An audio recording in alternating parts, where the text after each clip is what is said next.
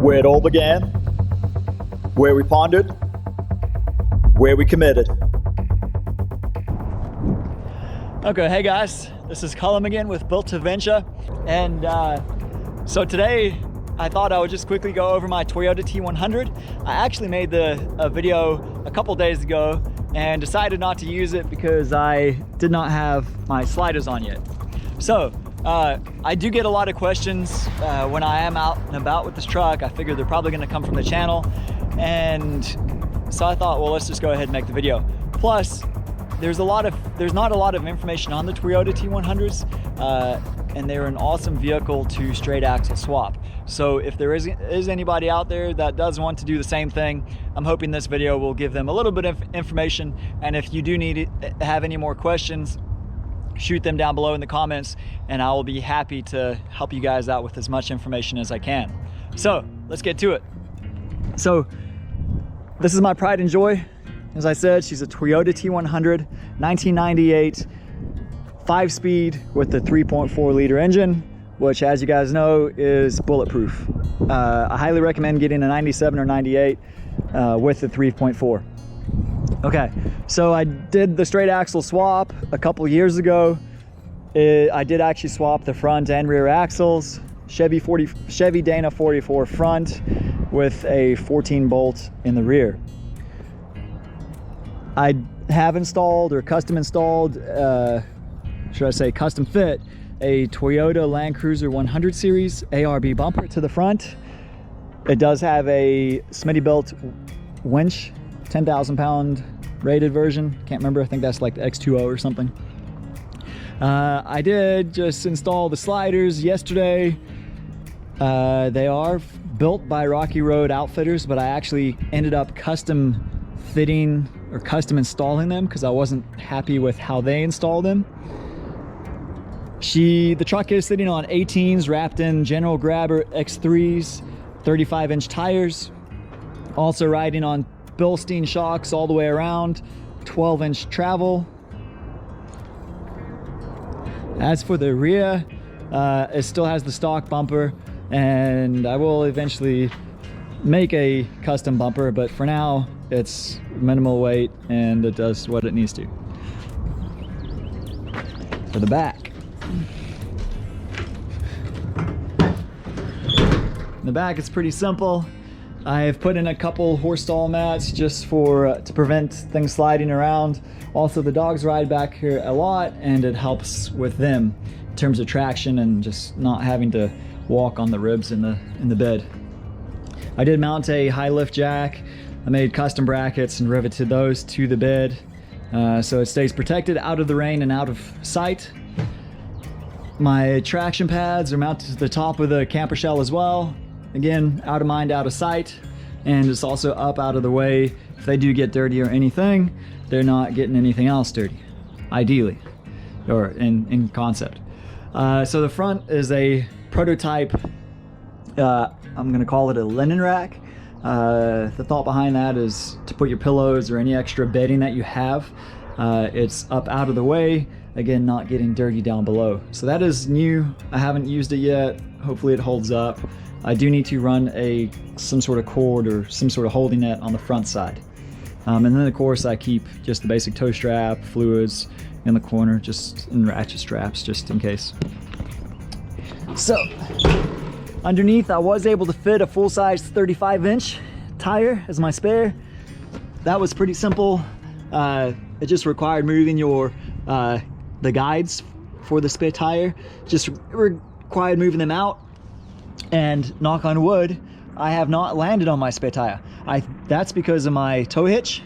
When I do drop off of the ledges, typically it hits on the tow hitch, therefore protecting the tire, as well as the bumper.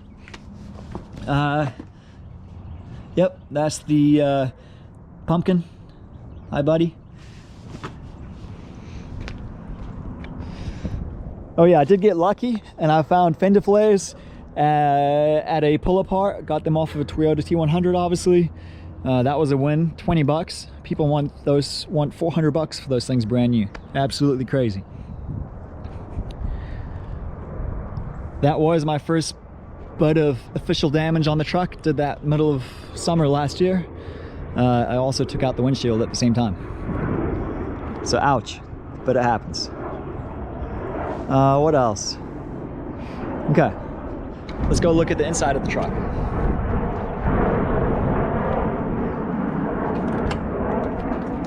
So the inside of the truck is stock.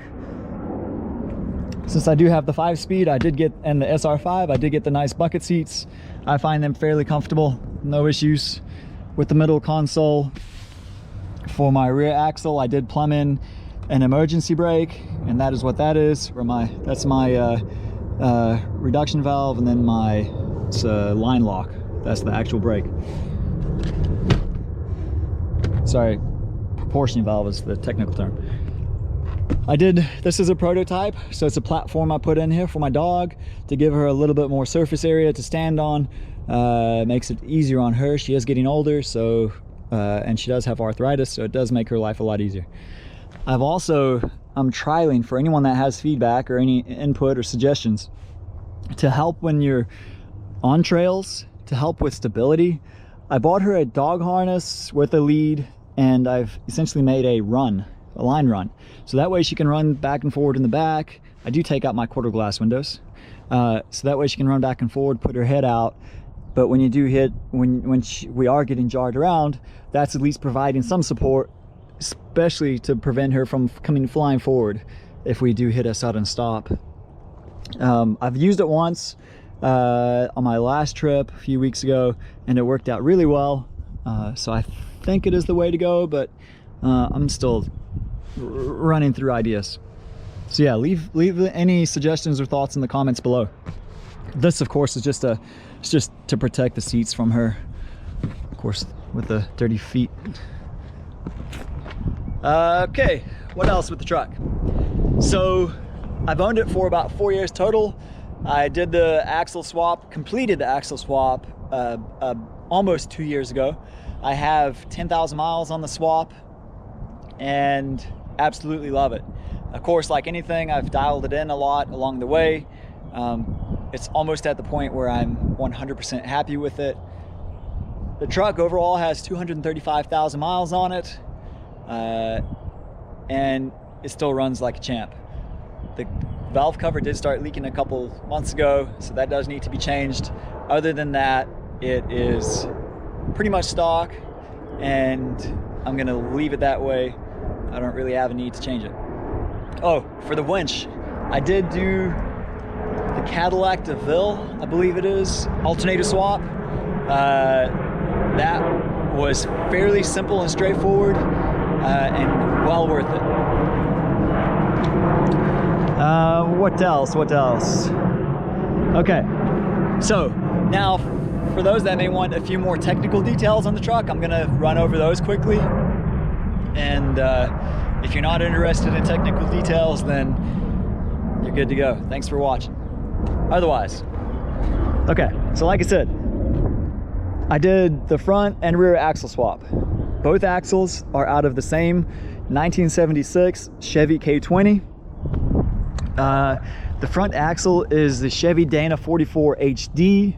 It is, as it sits, it is pretty much stock, other than chromoly outers. Both front and rear axle do have the 488 gearing. They came with the 488 gearing, hence why I have both the front and rear, because, and again, it was a package deal, and that's the gearing that I wanted.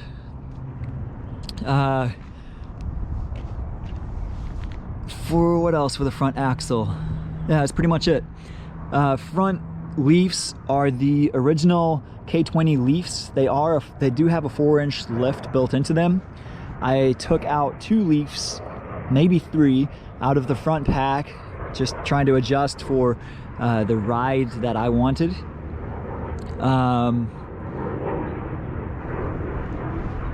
And of course I did crossover steering. Oh, the benefit of this 76 axles is it has the flat knuckle. So when it comes to your high steer arm, I sent it off, and instead of having to pay them to machine it, they just have to drill and tap it. Saves you, you know, a couple $100 right there. What else? What else? All the components I did, like the prefabbed components, like the hanger, you can see I bought from WFO Concepts. I bought all my parts from them that way. I really enjoyed them. They're based out of California, I believe Auburn, California, but don't quote me on that. I enjoyed working with the guys. When I did purchase things, they shipped it out the same day, and it shipped really fast. Now, I did buy most of my parts on over holidays, because typically they would drop the price 15%. I did rebuild the front axle from scratch myself. Unfortunately, it seems like the guy that I bought them from, he rebuilt them with less than 2 hours on it, but he apparently didn't know what he was doing, so I went ahead and rebuilt everything from scratch. I did make custom bump stops. Don't hate on my job, but right now it's more of a temporary setup for this one. I just put on progressive stops the other day. I had on stock Toyota bump stops previously, and it was just, they weren't progressive, so you'd hit a bump and it was just that boom, that sudden jar. As for the steering, I did use the stock Toyota steering box. Works great, don't have any issues with it. Again, pretty standard shock hoop, nothing special. Bolstein 12-inch travel shocks, told you guys that.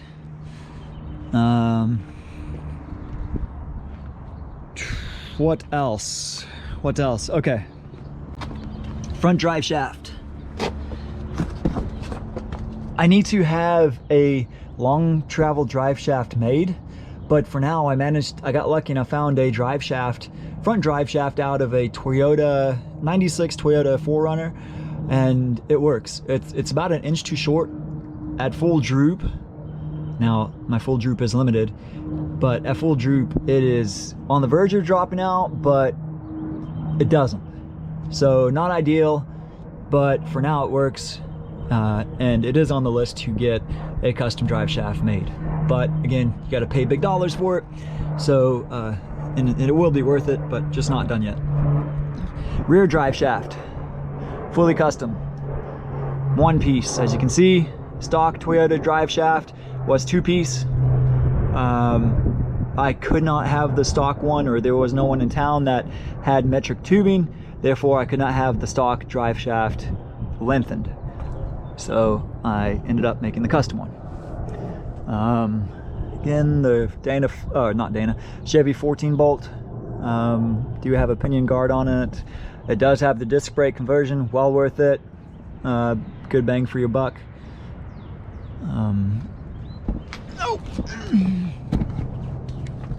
Leaf springs for the back. I went and took leaf springs out of a Chevy 1500. When I put them on, they were super comfortable, except the spring rate did not match the front. And by the time I loaded, you know, the back with camping gear, firewood, yada yada, they had a little bit more give than what I wanted. So what I did is added a couple leaves out of the Chevy K20 pack. I trialed and errored again, of course, trial and error. I've ended up with 2 additional in the pack, and that gets me right where I want. For now, I love the ride as it is. Other than that, yeah, everything else is stock. As you can tell, valve cover leak. So with the front, you do have to run an extension off of your frame, because the frame does have an S-bend in it, and I just ran a plate, gusseted it, and welded my shackle to it. I haven't had any issues with it. What else? What else? What else? Okay. Okay, I believe that is it. I've tried to keep the video as basic as I can in the beginning for those that aren't technical. For those that are technical, hopefully I've covered most of the questions you guys might have. And if you don't have a T100 and now want one, that's awesome. They're great trucks. You can get them really cheap for now. The harder part is just trying to find one that's not rusted out. But they make great trail rigs. Highly recommend it. And then again, the straight axle swap is probably the easiest you can do in terms of your vehicle. So again, I would highly recommend that.